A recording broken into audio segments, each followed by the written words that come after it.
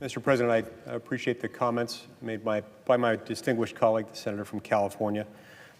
When Americans see a Made in USA label on a product, it's a source of great pride. It represents the American virtues of innovation and industriousness. It's a symbol of support for American manufacturing jobs and high-quality products across the board. And it often spurs American consumers to buy that very product. The Federal Trade Commission currently enforces a difficult standard for products to claim the Made in USA label.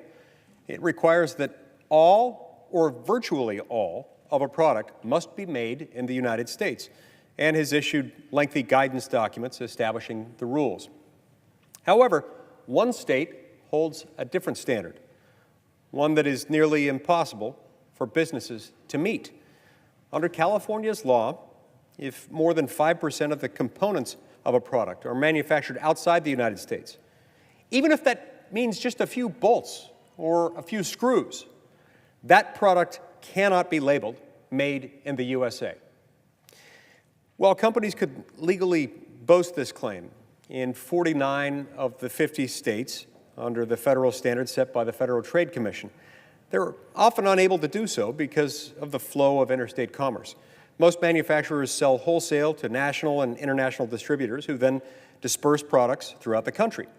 As a result, companies must label products according to the most rigid definition in order to protect themselves from costly litigation.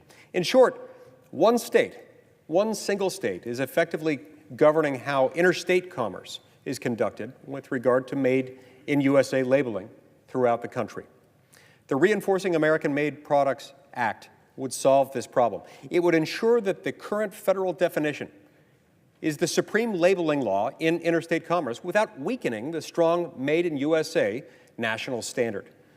In addition to upholding the Constitution, which empowers Congress, this body, to regulate interstate commerce, this legislation would provide clarity and consistency, helping American companies to avoid unnecessary hardships and frivolous lawsuits. And in the global marketplace, it's increasingly difficult for small American companies to stay afloat, let alone compete. This reform would ultimately encourage manufacturing in America and use American tools and resources. And it would help so many of the small businesses and ordinary American workers that are currently being left behind.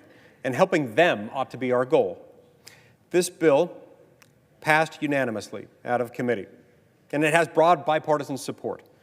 I'm disappointed that it's being blocked by the few people who do not support it when it could benefit all 50 of our states. We should exercise this authority, and we should open the flow of interstate commerce. Thank you, Mr. President. I yield the floor.